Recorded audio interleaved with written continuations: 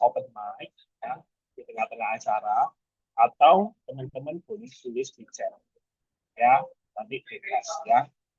Nah, ya kita mulai ya.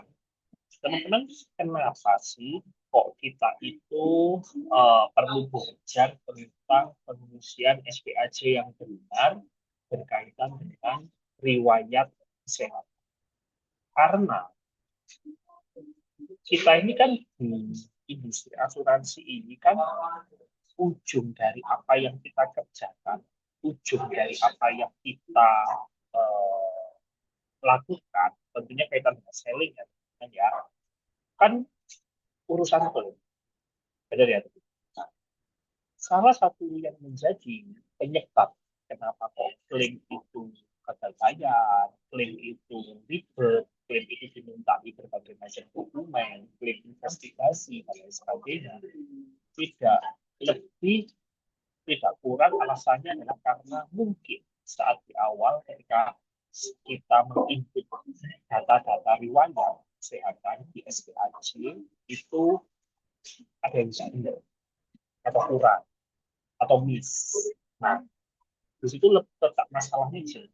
Nah, sehingga gara-gara itu kita dari tim hospital berinisiatif bikin materi ini. Tujuannya apa? Supaya teman-teman itu semuanya mulai dari sekarang belajar untuk menuliskan riwayat kesehatan yang dimiliki oleh calon nasabah kita di SPAJ. Nah, next. Mungkin dari kita mikir, waduh, baru closing ini aja ya, mau submit aja, cek ribet ya, banyak banget yang harus diinput data-data dan sebagainya. Bahkan bisa aja pemikiran itu berasal dari nasabah kita. Nasabah kita berpikiran, aduh, misal di sini dari Rin ya, aduh Rin ribet banget, mesti banyak banget data. Aduh Rin, kok riwayat kesehatan sih banget ya. Nah, teman-teman, percayalah, apa yang kita lakukan tujuannya adalah supaya kita itu urusan klaim nanti ujungnya gampang, jadi mudah, gitu loh.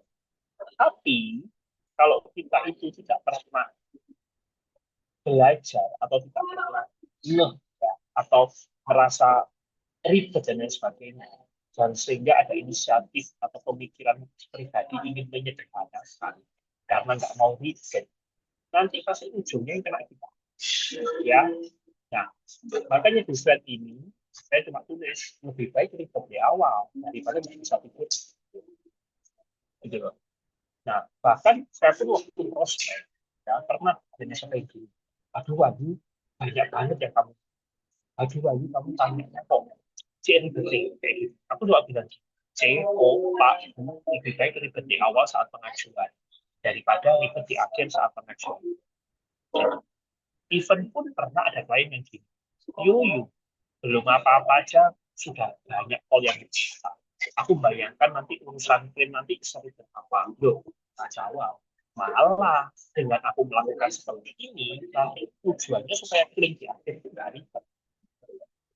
Ya kamu pilih mana? Ribet nanti atau ribet nanti atau ribet nanti. Nah, ini klien saya seperti itu. Teruslah nurut aja apa yang kamu. Nah, itu ya teman-teman ya. Nah, next.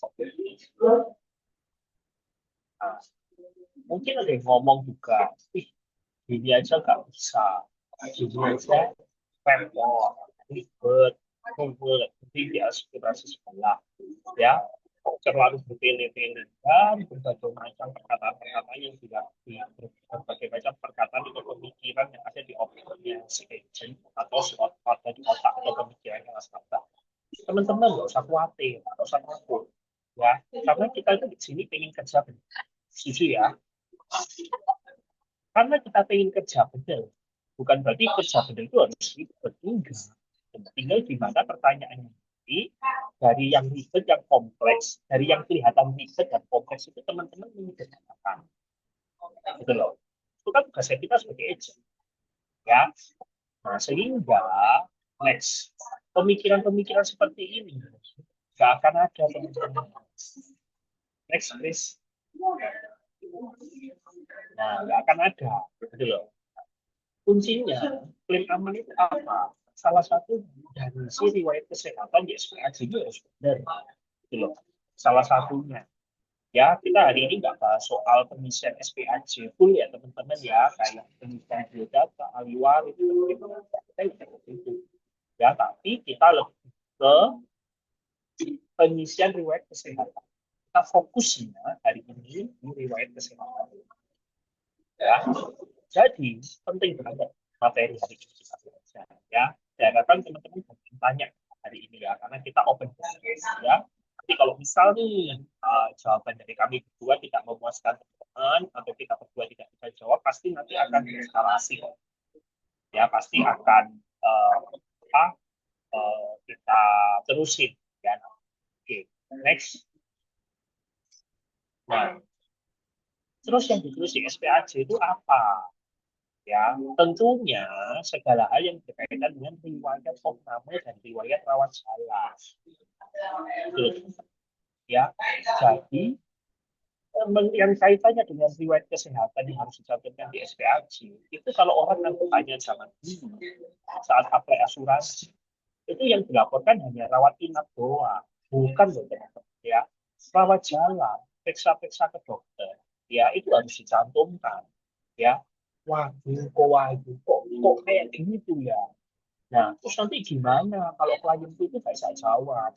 Terus gimana kalau klienku itu lupa? Terus gimana kalau klienku itu ini tenang? Ya, jawabannya nanti ada di ya, teman-teman ya. Gimana caranya kita menyiasati apabila si klien sendiri lupa mengenai riwayat opname, riwayat rawat jalan, ya. Itu carinya gimana kalau mereka lupa. Nah, itu sudah kita bahas ya di belakang. Nah, jadi yang ditulis di SPAJ ya, yang kaitannya dengan riwayat kesehatan itu adalah riwayat rawat inap, opnam, dan rawat jalan. Oke. Nah, berikutnya ini sudah mulai masuk ya. Apa saja yang kita harus jawab di dalam pengisian SPAJ produk apapun ya. By the way, buat teman-teman di sini yang mungkin masih belum tahu istilah SPAJ itu singkatannya apa? Surat Pengajuan Asuransi. Kalau teman-teman ada browsing nasabah, maka kan teman-teman harus input semua data-data itu di SPAJ di pos 2. Jangan dikeluarin dulu nih. Terus yang terakhir, nah ini ada. Nah, oke, jadi habis ini Cindy mau jelasin ya teman-teman ya, apa aja yang tertulis di SPAJ ya dan bagaimana cara menjawabnya ya. Oke, silahkan. Oke, thank you Ko Wahyu. Teman-teman, ini aku biasanya ya kalau kita mau ngisi SPAJ itu biasanya ada beberapa pertanyaan. Nah, sebenarnya pertanyaan ini memudahkan kita kok. Sebenarnya kenapa? Karena sudah diarahkan gitu loh. Kayak pengisiannya gimana. Boleh di next Mas Christian? Nah, itu pertama pasti tanyain tentang gaya hidup. Nah, gaya hidup itu berhubungan apa sih ditanyain? Nih, ada kesehatan enggak? Maksudnya gaya hidupnya kalian sehari-hari itu apa sering minum alkohol kah? Atau ada hobi-hobi yang eh, mengancam lah. Nah, itu biasanya dijelaskan di situ. Nah, terus ada juga fisik dan kebiasaan. Fisik itu biasanya apa? Tanyain tinggi badan, berat badan, terus kebiasaan sehari-harinya apa. Terus ada riwayat keluarga ini apa? Ada enggak misalnya orang tua atau saudara atau kakak adik yang ada riwayat kesehatan yang sama? Karena apa tujuannya dia tanya untuk penyakit yang bisa mungkin ada keturunan. Terus ada juga pertanyaan riwayat kesehatan. Coba di next terus. Nah, gaya hidup itu kayak gimana? Yang pertama itu tentang hobi atau kegiatan olahraga. Nah, kalau kalian mau baca, apakah calon peserta yang diasuransikan memiliki hobi atau sewaktu-waktu melakukan kegiatan yang berisiko tinggi? Nah, biasanya kalau di sini, aku biasanya ngisinya tidak melakukan hobi atau kegiatan yang olahraga yang berisiko tinggi. Kenapa? Kalau yang kalian lihat pilihan-pilihan ini, itu pilihan-pilihan yang bagi asuransi itu hobi ini tuh mengancam gitu. Bisa jadi dia itu akan lebih beresiko kalau dia sering melakukan hobi-hobi ini. Nah, cuma aku biasanya isinya tidak pernah melakukan hobi atau kegiatan olahraga yang berisiko tinggi. Nah, kayak gitu.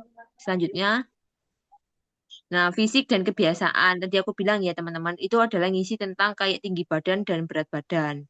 Nah, isi berat badan dan tinggi badan ini agak juga tricky. Kenapa? Kalian harus pastikan bahwa tinggi badan dan berat badannya itu ideal. Karena ada beberapa case yang ada yang overweight atau underweight itu juga menjadi permasalahan di asuransi.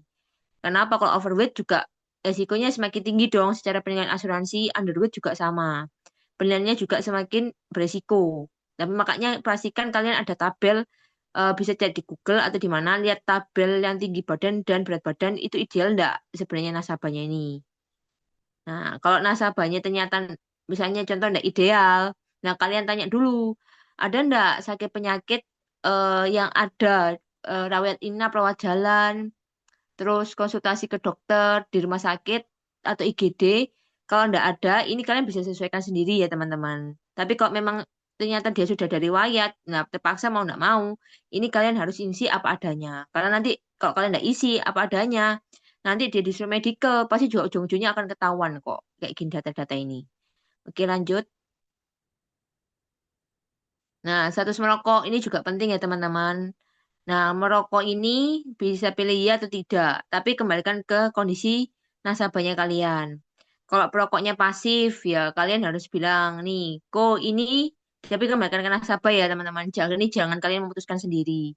Kalian ngomong, kok ini mau aku laporkan nggak? Apa namanya, status merokok ini. Kalau koko nggak mau laporkan, ya amit-amit ya, kok suatu saat ada klaim, ada apa-apa, koko jangan bilang kalau ada koko merokok. Nah, tapi kembalikan ke nasabah ya, bukan kalian yang harus ngomong sendiri karena konsekuensi tetap di nasabahnya kalian teman-teman. Bukan kalian yang mengambil tanggung jawab ini.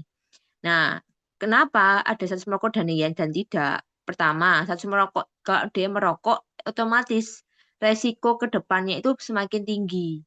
Nah, tapi kalau tidak itu kan tidak ada resiko yang berarti karena merokok ini kan sebenarnya kalau kita lihat itu kan banyak tuh efek sampingnya, tapi efek sampingnya kan rata-rata jangka panjang. Nah, kalau bagi kalian, loh, nggak apa-apa sih, kan hari ini merokok kan nggak apa-apa, masih sehat kok aku gini-gini.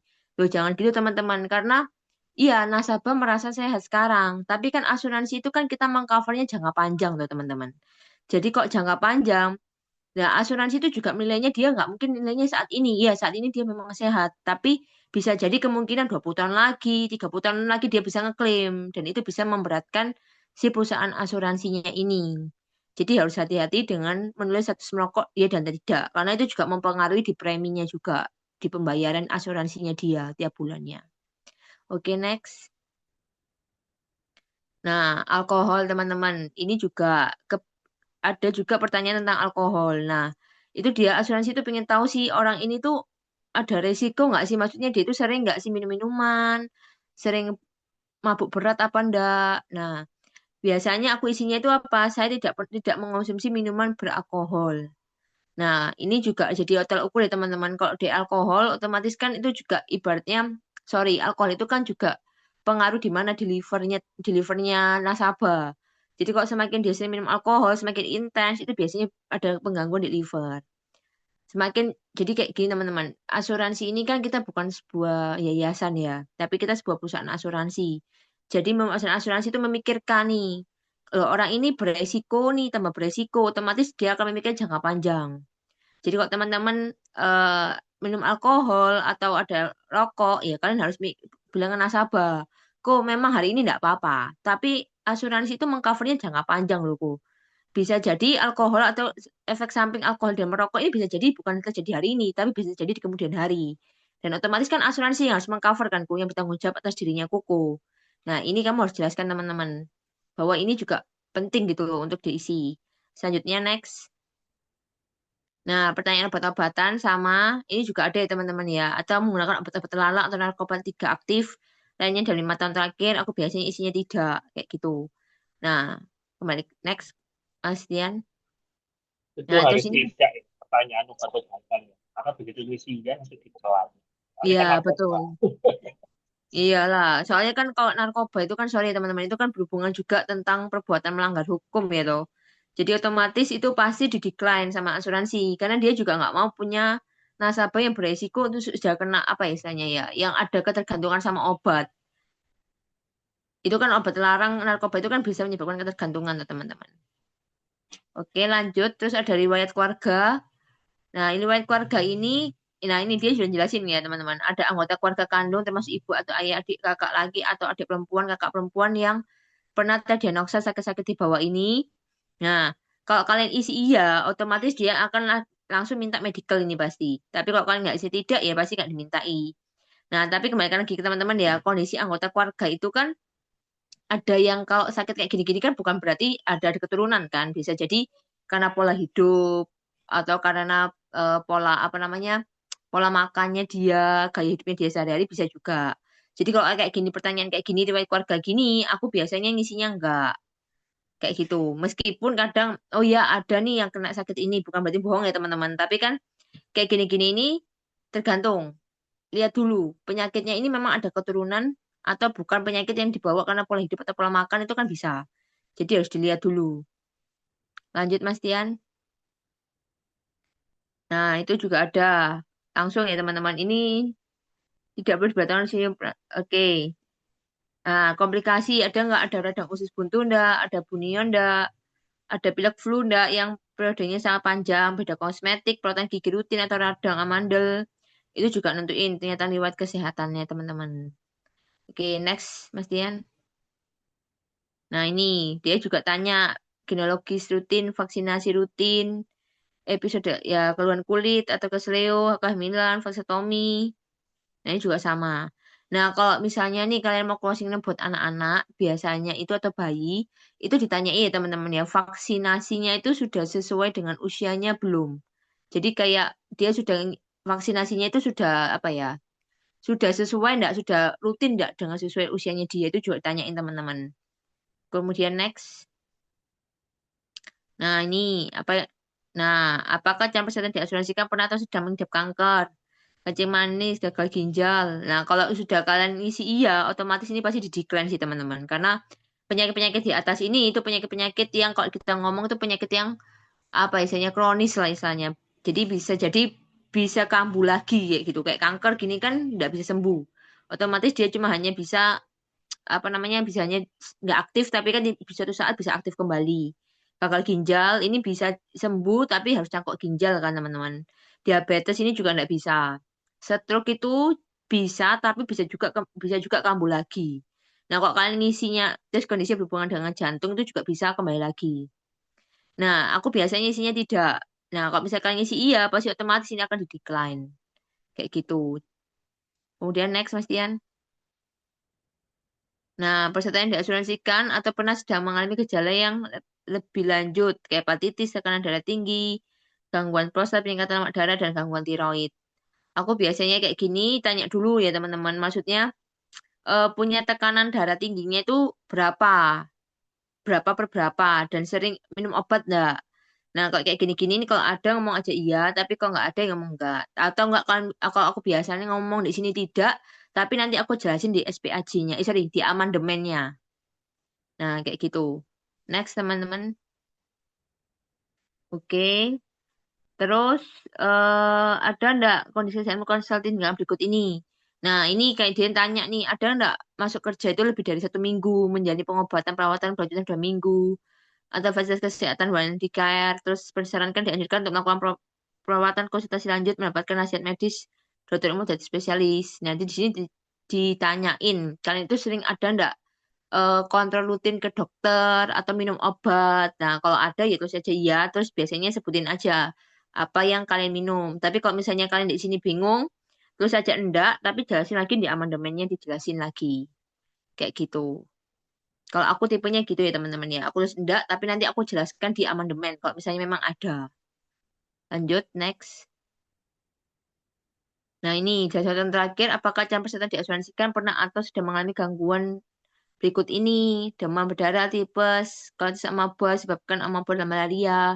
Ini kembali lagi teman-teman ya, lihat kondisi nasabahnya. Kalau 1 tahun terakhir memang ada, ya itu saja iya.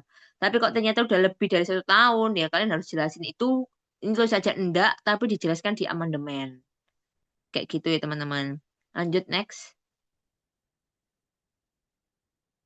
Nah, selain dari yang sudah calon peserta yang asuransikan, nyatakan pada kami, apakah peserta ini ada keterbatasan fisik atau kelainan bawaan. Nah, ini juga penting ya teman-teman ya, karena Kalau ternyata ada kelainan bawaan, bisa jadi penyakit yang kelainan bawaan itu atau penyakit yang karena dari sejak lahir itu dikecualikan.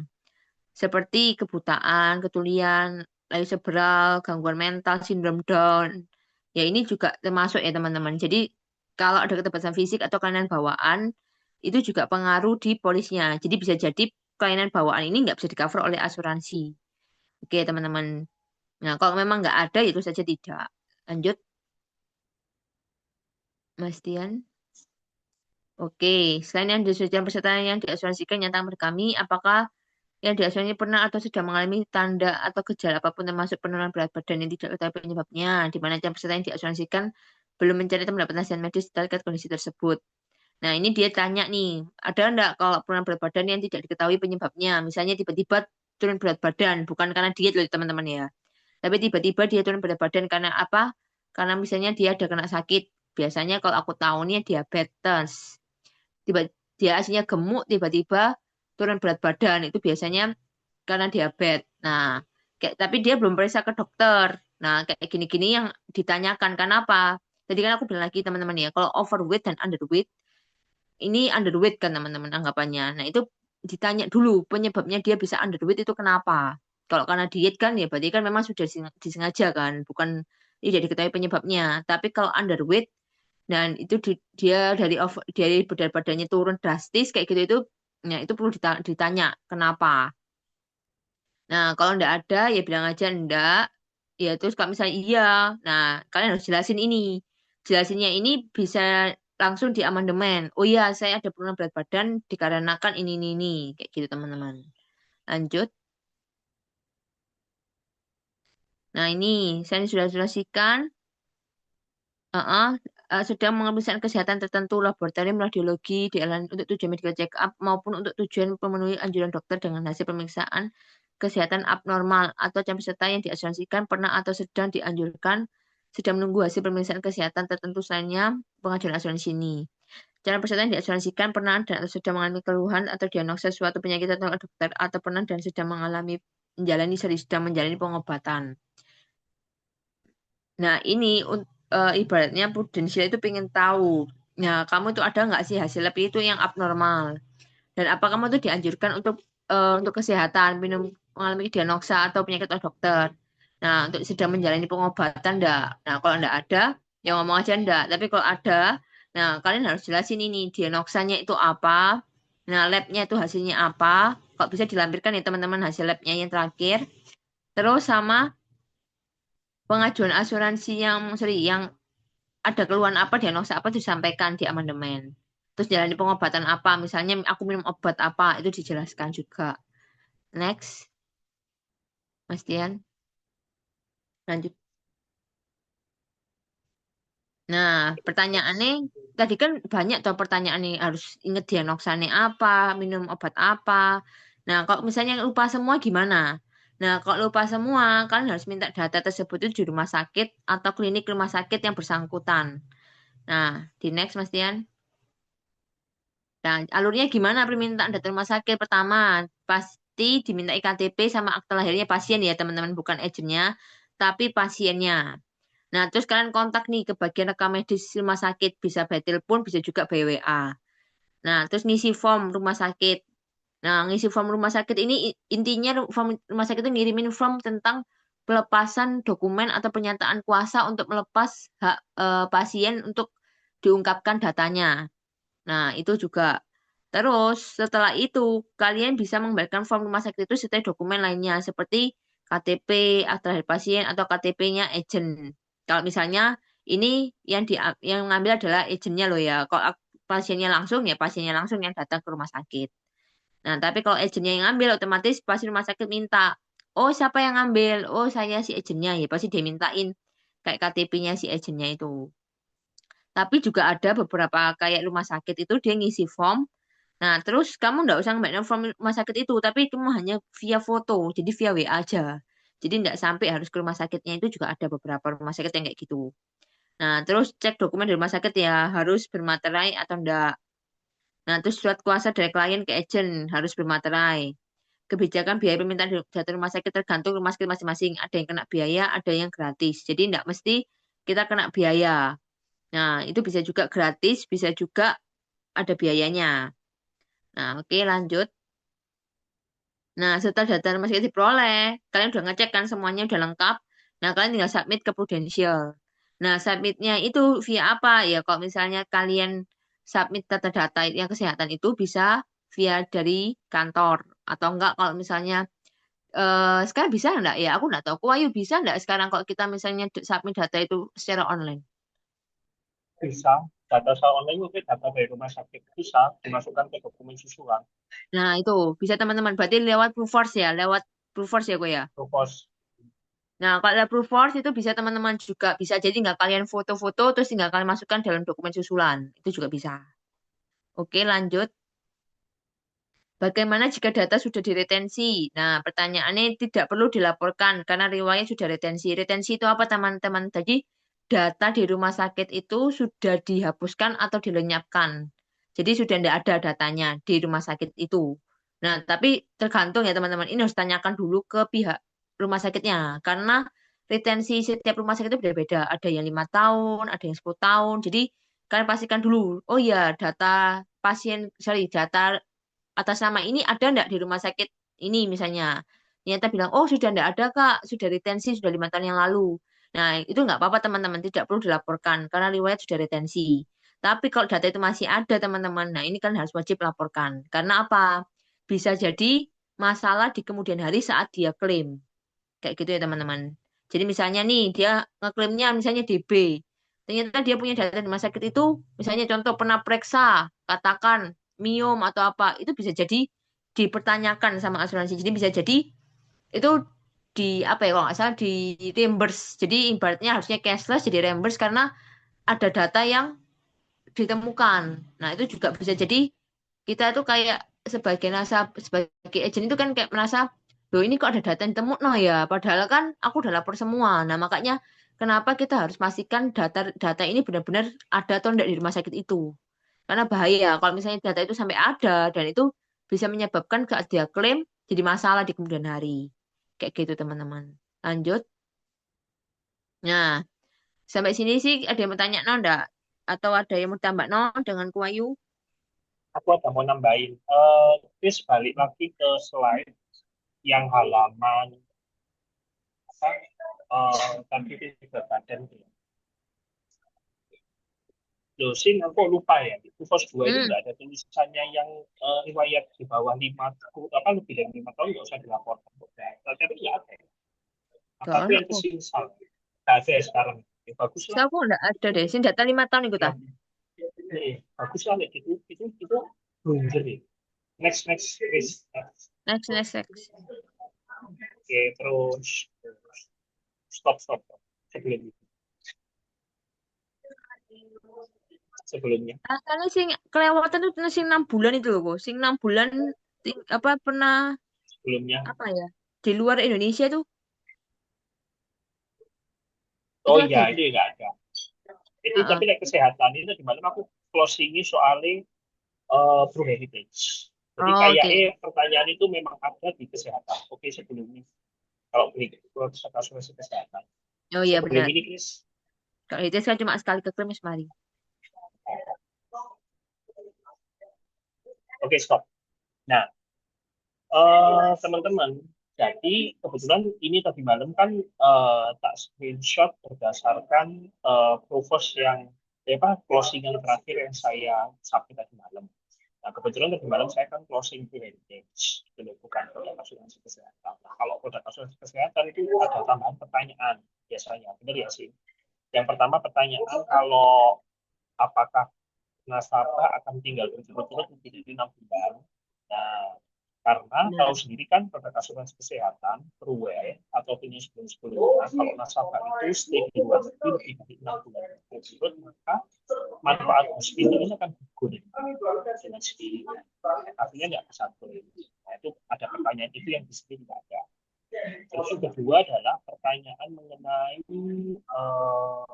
apakah kalau jadi kalau tertanggung utamanya itu anak-anak ada pertanyaan apakah ketika usianya apakah ketika saat lahir berat badannya kurang dari 2,5 kilo Oh iya Nah, itu benar. untuk ngecek si anak itu dulu prematur atau enggak.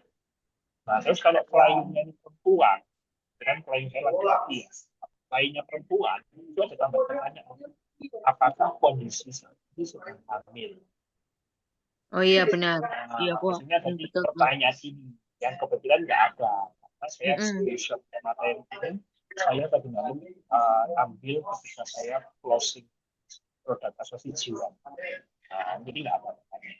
Ya.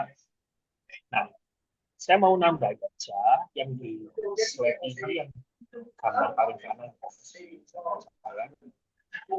Jelaskan tentang gaya hidup calon peserta yang diasuransi. Calon peserta utama yang diasuransi dan atau calon peserta tambahan yang diasuransikan dan pada yang peserta tambahan dua yang diasuransikan harus menjalani untuk kesehatan dan hobi dan sebagainya.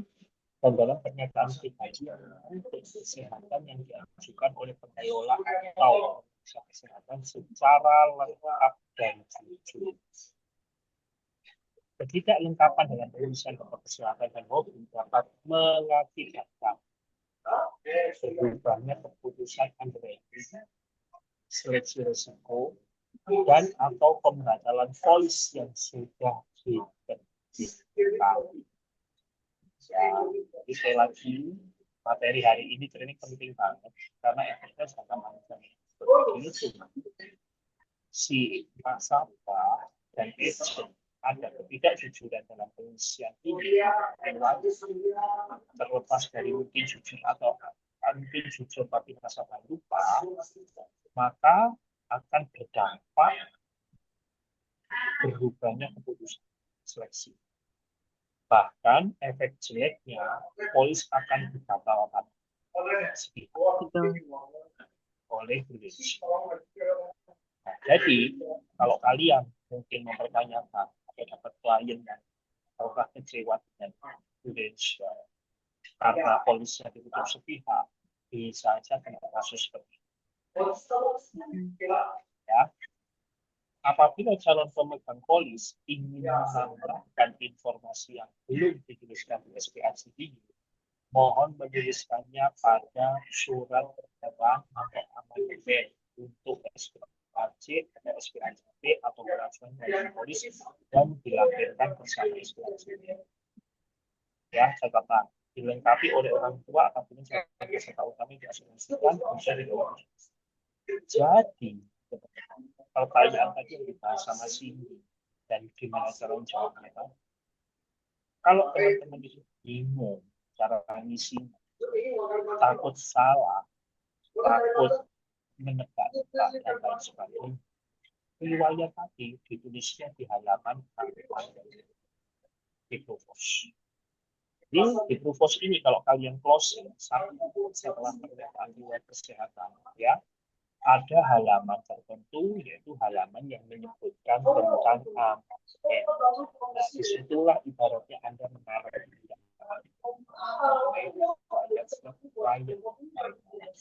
rawat jalan karena operasi mungkin atau apapun yang ingin Anda lakukan. Ya, di situ. Misal Wahyu, proses SPAC ini sudah disabit. Terus kemudian nasabah tadi baru keinginan, ya ada riwayat lagi gimana? Apa-apa, susulkan aja di form amandemen, terserah mau manual atau mau masuk ke dokumen susulan pos. Oke, sampai sini ada pertanyaan? Teman-teman Ya, boleh saya kamu tanyain bisa langsung aja open mic. Oke. Next, ya sambil nunggu pertanyaan ya. Kalau ada pertanyaan boleh angkat tangan atau tulis di chat ya. Next. Oke, nah belum sebelumnya perokok.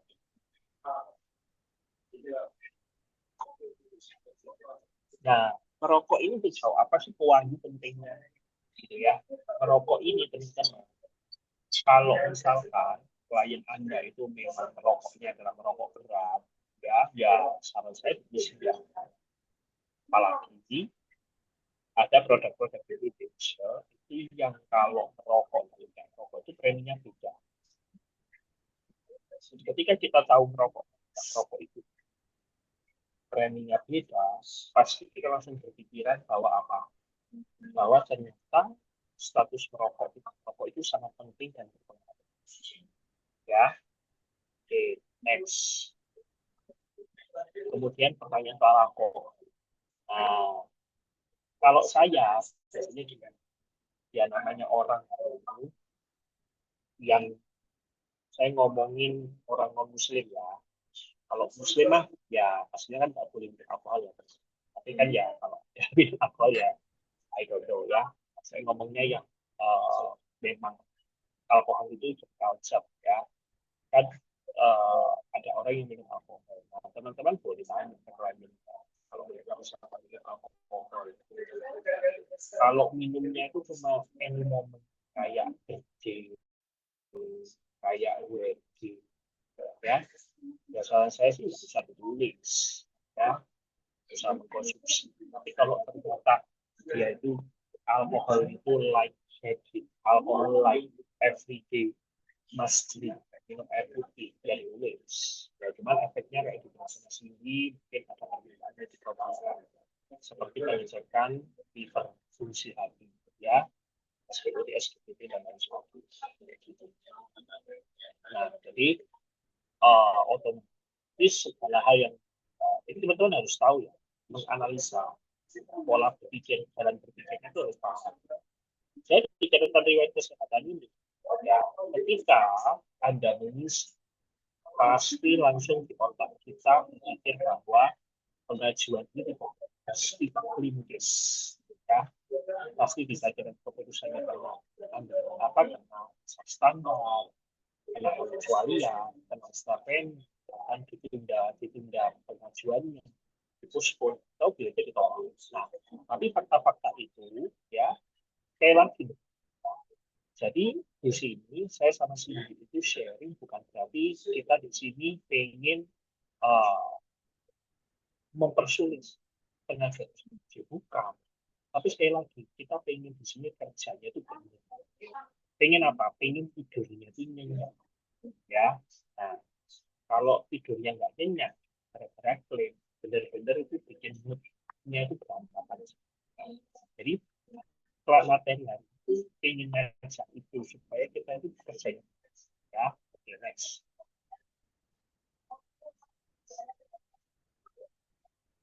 Next, Chris.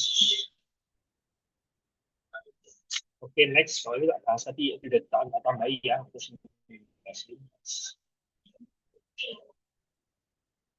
oke. Nah, ini nih, bentar. Nah, ini keluarin semua sebelah ini. Nah, ya.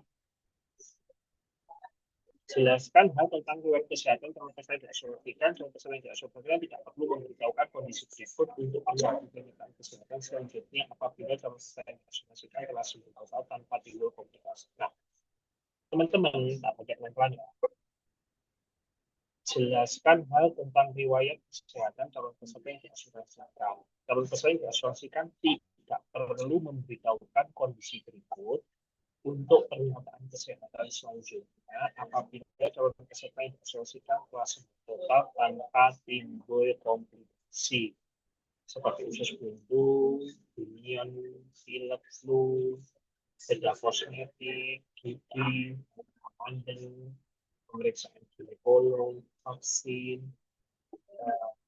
keseluruhan kening, kelainan kulit, posleyo, dan fase sembuh total itu pengertiannya tidak salah, keluhan, pengobatan, dan konsultasi atau pemeriksaan dan atau rencana tindakan mereka.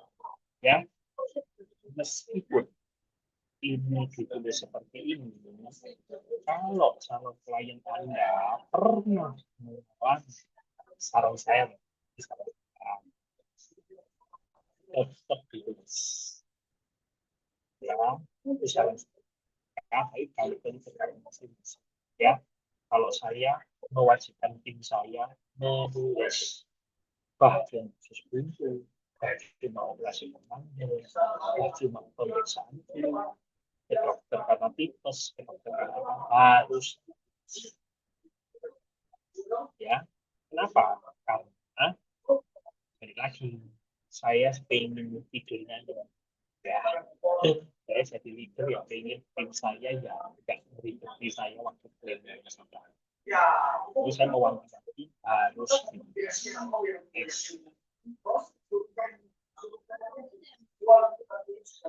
next. Oke, next. Ini sudah dibahas ya. Kalau ada ini tapi ketiga di bawah. Next. Oke, next. Oke, next. Oke.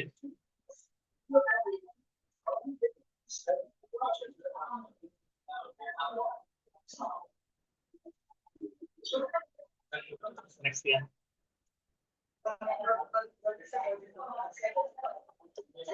Next. Nah, stop. Nah, tadi di awal saat pendidikan training ini saya kasih tahu gimana kalau waktu kita tanya sama calon klien kita tuh lupa riwayatnya apa. Contoh nih kliennya kayaknya saya bukan saya ada riwayat terus aku ke rumah sakit selama ini. Oh, saya lupa. Rumah sakit Siloam. Apa?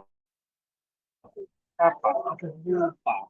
Nah, kalau kayak gitu, jangan terus kalian sebagai agent adalah konsumen lupa. Apa yang dicantumin, jangan, ya. Harus dicari tahu. Ketika dicari tahu caranya gimana, ya ini kita minta data yang sakit. Ya, alurnya seperti ini. Ya, terus gimana uang? Itu aja kalau minta data di rumah sakit harus bayar, kena biaya, nggak bisa gratis. Gitu ya, ya memang ada yang gratis dan tapi balik lagi ya. Kita kan ingin semuanya kecil.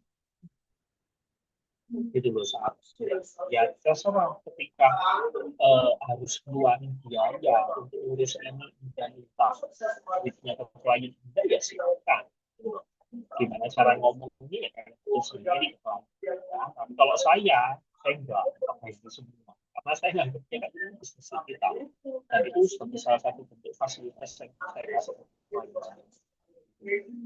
terlepas dari nanti berapa kalau dibayar itu ternyata ujung-ujungnya ternyata ditolak ujung-ujungnya kayak jadi dibayar jadi bilang ya itu namanya risiko bisnis gitu.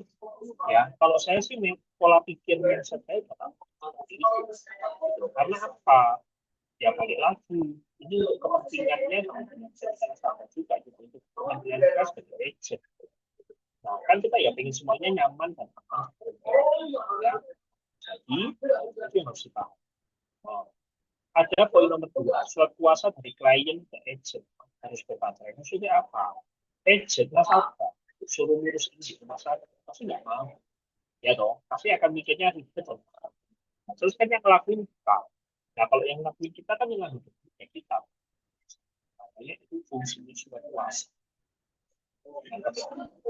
normal surat kuasa gimana ya kita surat kuasa ini saya ketahui ini nama nasabah, alamat, terus selaku pemberi kuasa, memberikan kuasa kepada nama kalian, alamat kalian, nomor KTP kalian, selaku penerima kuasa, di mana pemberi kuasa memberikan hak pada penerima kuasa untuk mengurus semua dokumen medis, riwayat medis saya di rumah sakit Siloam untuk kepentingan pengujian vaksinasi Indonesia. Terima kasih atas Surabaya tentang pemberi kuasa kasih nilai kemudian penerima kuasa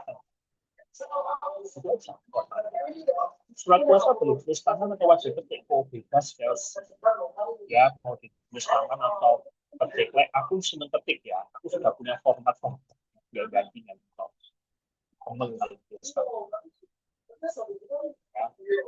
nah, nanti ada form yang harus juga diisi sama agent atau nasabah ditangani pasien karena pelepasan dokumen tadi dan apa yang perlu dikasih material Gimana kalau misal kok eh, rumah sakitnya itu jauh, terus rumah sakitnya itu ada di luar kota atau luar pulau, ya bilang aja apa adanya. Posisi klien tidak di kota itu, posisi klien juga jauh, jadi mohon semuanya bisa dibantu via ini, dikirimkan via atau WA itu boleh ya.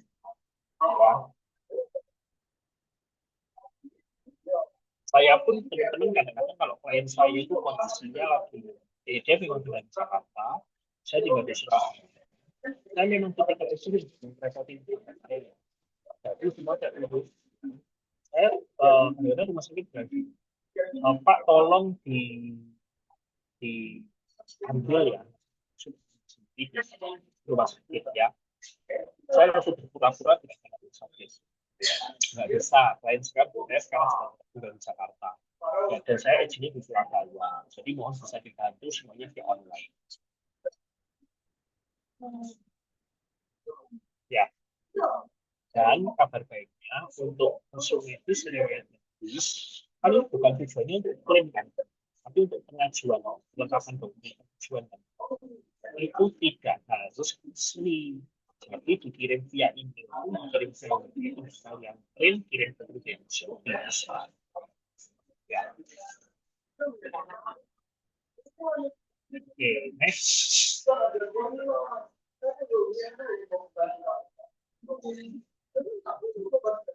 Next ya. Nah, setelah ini. Nah, soal retensi. Retensi itu maksudnya gimana? Retensi itu jadi beberapa rumah sakit itu bukan beberapa rumah sakit ya, sesuai dengan peraturan yang kesehatan bahwa data-data yang ada di rumah sakit meliputi investigasi pasien itu maksimal 5 tahun, ya itu bertahun lebih dari 5 tahun itu harus dilanjutkan ya. Tapi teman-teman tidak semua harus di Indonesia menjalankan itu harus hati-hati ya. Jadi tidak semua ya. Kalau misalkan memang datanya sudah terdeteksi, datanya sudah aman, sudah hilang, kalian tanya lagi ke orang rumah sakitnya ya. Kalau misal dari perusahaan asuransi akan melihat data orang ini kan ada retensi, kira-kira masih muncul namanya enggak, masih muncul penyakitnya enggak.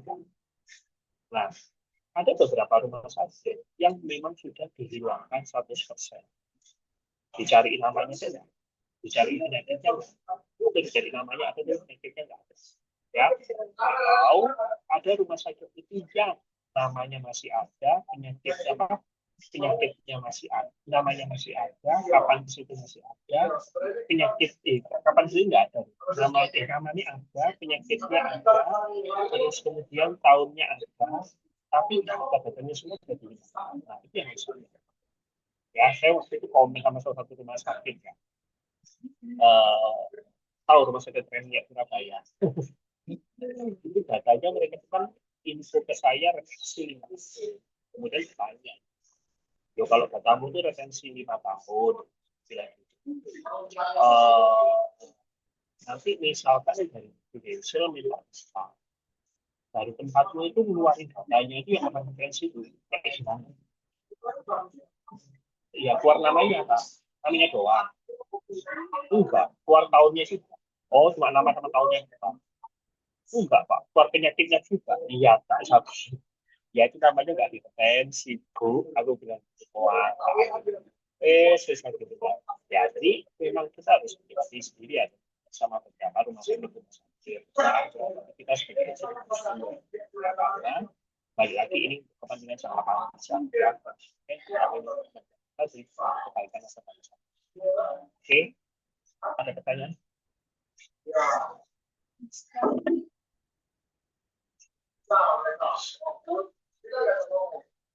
Ada pertanyaan? Oh, agak memperjelas. Berarti kalau misalnya kita tanya data ke rumah sakit, berarti yang kita harus wajib tanyakan itu kayak tanggal, tahunnya, sama penyakitnya apa. Benar.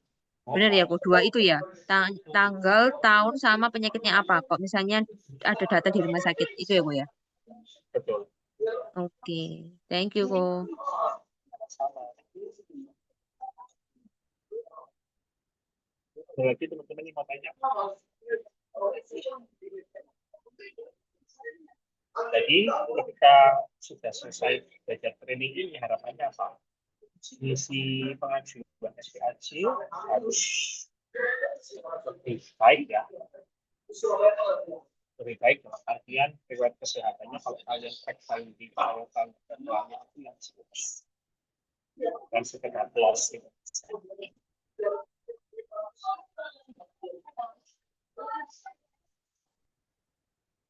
Betul Wah teman-teman, kalau apalagi ya, ya. banyak ya Ko. Wah benar, wah kalau kalau apa namanya tahu fakta soal gini ya aku ya, jadi anggapannya closing klien itu ya gampang ya buat diisut kan, ya jawabannya nggak gampang kalau klien itu riwayatnya sekampung gitu loh.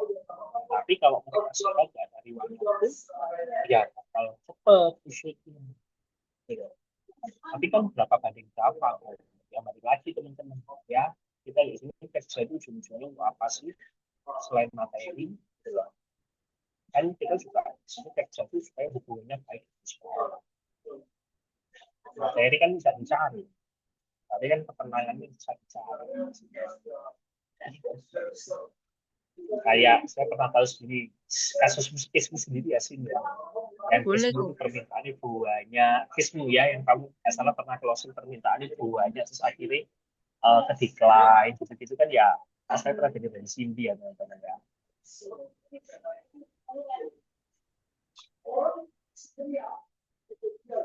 Masih ada waktu mungkin lo sharing sih, Sharing apa? sharing klienmu yang pernah. Oh aku dulu sih, aku barusan Aku dulu aja. menemukan Bandung. Oh kamu tahu ya. Koko dulu aja maksudku. Oh aku tahu. Hmm. Aku barusan itu bantu klien agenku itu teman-teman itu masih usia 21 tahun, perempuan, dia obesitas, berat badan sama tinggi badan tidak ideal, terus kemudian eh, dia ternyata ada penyakit, ada apa namanya penyakit ya. Ini slide ditutup mas, terus slide ditutup. Dia ada riwayat ginjal, terus dia ada riwayat infeksi saluran kemih, terus dia ada fatty liver, dia ada hipertensi, dia ada gastritis, gila ya riwayatnya banyak. Dan akhirnya keputusan yang Denzel adalah di kena pengecualian substandard. Jadi segala hal yang berkaitan sama gastritis, kandung kemih, usus buntu, karena dia ada peradangan usus buntu pun dioperasi. Sama satunya apa ya? Aku lupa ya. Oh ginjal, itu tidak di cover dan tahu kena kode rating 30. Jadi preminya naik 150%. Dari 650 ke 1,8. Nah, ya. Dan apa yang terjadi? Nasabah nggak mau ambil. Sudah, nggak apa-apa. Kan yang penting kita kerjakan ya. Kita apa adanya di sini. Kita udah bisa jelasin ya bahwa Indonesia masih baik hati loh menerima keadaanmu, menerima kondisinya. Tapi kalau kamu keberatan dengan trainingnya, ya ya gimana? Better kan trainingnya masih bisa kan, tapi masih bisa di cover walaupun kena kecuali ya tepat itu daripada ditolak langsung. Ya seperti ini masih mikir sih, tapi terus aku bilang ke agentku coba ada edukasi lagi ya. Dan aku tahu orang ini mampu, masa cuma sisi segitu mikirnya ke ini. Kalau orang secara budget pas-pasan sih kita juga nggak akan masalah. Tapi kalau orang ini kita pikir orang ini mampu gitu loh, ya ya harusnya sih nggak jadi masalah. Nah, cuman ya ini masih kita edukasi terus ya. Dan ending ini itu sih. Ih, gila ya, 21 tahun penyakitnya sak gitu agen ya, kok ya. Betul, betul. Itu medically kena banyak tempat. Itu kena tes LPK pasti, urin lengkap, darah lengkap, terus lemak darah lengkap, terus USG abdomen, terus EKG, terus tes fungsi ginjal, tes fungsi hati. Nah, aku lagi minta datanya ke rumah sakit mau tak bikin apa namanya konten nanti ya. Saya ingin tahu itu kan biayanya gratis tuh, biaya semua sama credential teman-teman. Nah, saya ingin tahu itu total kalau bayar pribadi medicalnya itu apa gitu. Oke, oke. Oke, ada lagi? Kalau nggak ada sih. Kalau nggak ada, kita akhiri. Ada pertanyaan, teman-teman? Kayaknya udah jelas semua deh. Iya, katanya jelas kabeh sih, kok ya. Ini pintar-pintar udah. Kan materi SPAC nggak susah. Ya, tinggal kalian tahu harus isi yang belum dibaca. Oke, Atau ada ini yang nggak mau ada di sharing, sini. Pak? Ada yang mau sharing ke teman-teman, ada yang punya case serupa yang medicalnya banyak, terus gimana? Sam itu ada itu harus. Nah, Tapi kok nasabahnya nggak Sam? lanjut, nggak. Tapi nasabahnya nggak lanjut ya. Soalnya permintaannya banyak pol. Wih, banyak itu apa itu? Penyakitnya banyak. Oh, Tapi gilanya Prudential itu masih minta ini, minta ini, minta ini. Artinya like, Prudential minta-minta ini sebenarnya kalau kita tanggapi aja, kita tanggapi terus kok ya gratis ya. mm-mm, Setidaknya minimal tuh masih ada kemungkinan-kemungkinan gitu. Tapi nasabah udah give up kayak nasabah udah nggak mau karena terlalu mm-mm. banyak permintaan ya. Kita kan cuma mikir gini loh, "Loh, itu kan bukan salah itu, bukan asuransi gitu. Iya, Ya, ini benar. berdasarkan riwayatmu gitu loh. Kita Betul. kamu sehat Ibarat ya nggak mungkin kok dimintai sebanyak ini. betul. Dan juga gini loh, kalau meskipun Prudential minta nih, misalnya contoh, aku ada nasabah sih, salah satunya gini ku. Dia itu kan awal ikut itu dia pernah ada riwayat general weakness. Jadi habis main badminton gitu olahraga, terus tiba-tiba itu Hmm. dia kelelahan gitu loh, Bu. Kayak sesak nafas atau apa dibawa ke IGD, dia naksanya itu general weakness. Nah, terus kan aku tuh kan bilang toh sama si Prudential ini bahwa ada riwayat ini di rumah sakit ini kan. Nah, si Pru itu minta dong, dia minta EKG sama LPK saat itu. Nah, bayangin teman-teman ya, dia itu kan merasa nggak ada apa-apa, cuma general weakness itu kayak apa ya, kelelahan olahraga gitu loh. Nah, pas Hmm. hasil kelihatan EKG-nya, ternyata dia itu ada penyumbatan loh teman-teman, di mana di saluran jantung bagian bawahnya, iskemik apa gitu aku lupa namanya. Nah, ini juga kayak aku bilang sama orang-orang itu bilang gini loh, kalau kalian merasa diri kalian hari ini sehat-sehat aja, nah harusnya malah kalau kalian tes itu dan bayar prudensial gratis kan nggak apa-apa tuh sebenarnya, karena kayak gini kan berarti Hmm. kan tahu penyakit kalian itu apa, dan jadi supaya apa ya ibaratnya udah tahu oh ya ya aku dapat tes ibaratnya kasarannya gini ya dapat tes medical check up gratis kayak gitu loh. Nah, nggak apa-apa teman-teman itu lakuin aja. Nanti kalau misalnya keputusan asuransinya gimana, itu juga bisa mengikuti. Jadi kan bisa ngomongin juga bahwa kan semua ini kan dites kenapa C? Karena kan ya pengen kita tuh jangka panjang ya C ya hubungan kita hari ini dan saat ini tuh nggak cukup sampai sini toh. Karena kalau ada apa-apa sama Cici sama Koko, otomatis kan kita sebagai agent kan juga jadi lebih enak kan. Maksudnya, oh ya, Prudential peduli lah maksudnya dengan si nasabah ini. Jadi kalau ada apa-apa kita tuh udah screening di awal gitu loh. Jadi pas nanti saat klaim nggak akan jadi berarti apa yang mendamburi. Nah, kayak gitu teman-teman. Nah, itu harus benar-benar harus kalau kalian kalau ada riwayat banyak gitu, malah menurutku ya wis tes naik nanti biar no Prudential sing memutuskan. Nah, kita kan sebagai agent juga tenang kan. Oh ya, Prudential sudah tahu kok kondisinya seperti ini. Ya dia nanti kan sudah ngerti. Oh ya, ya aku bakal mau cover apa enggak. Nah, kayak gitu kan lebih enak screening di awal. Kayak gitu. Terus ada beberapa. Oh, aku ada. Ini dia sudah tua sih. Dia itu punya asuransi di sebelah itu limitnya kecil. Nah, dia itu mau pindah no ke Prudential. Nah, dimintanya Prudential itu banyak tes itu. Karena dia itu kan pernah ada polip lambung, terus pernah ada dia pernah endoskopi, kolonoskopi, terus dia pernah ada benjolan. Itu ditanyain sama semua, dicerita semua. Aku nggak tahu tesnya kapan harus sampai berapa juta ya. Rasanya ada 10 lebih deh kalau dihitung-hitung. Bayarnya. Gila, gila. Mm-mm. Sampai Tesnya apa? Ya dari apa? kolonoskopi. Apa kok? Kalau tesnya apa? Tesnya itu dia ada sih, aku lupa ada. Pokoknya ada EKG, terus ada sing mamografi, terus ada sing spirometri. Oke sih kok spirometri, mamografi, terus mari gitu deh ada periksa apa lagi? Treadmill itu ada. Makanya wake Aku pemeriksaan nih. benci. Tapi akhirnya apa yuk? Gak mau dilanjutin sama nasabah. Sing itu nih satu nih karena ke decline. Hmm, kayak gitu teman-teman. Jadi Aku anggapannya aku paling bilang, benci tes spirometri, angel.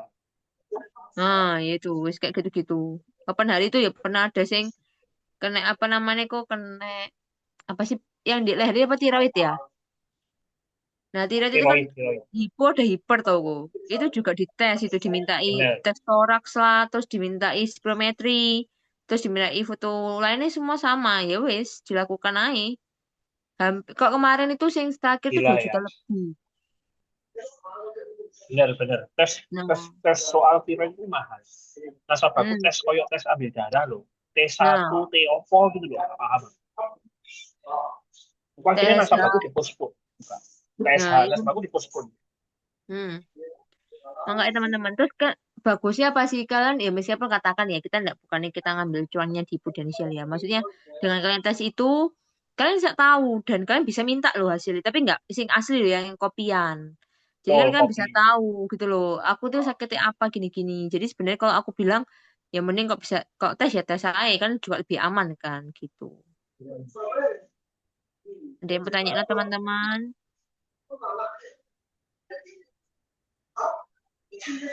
Atau dia mau sharing tentang case-nya?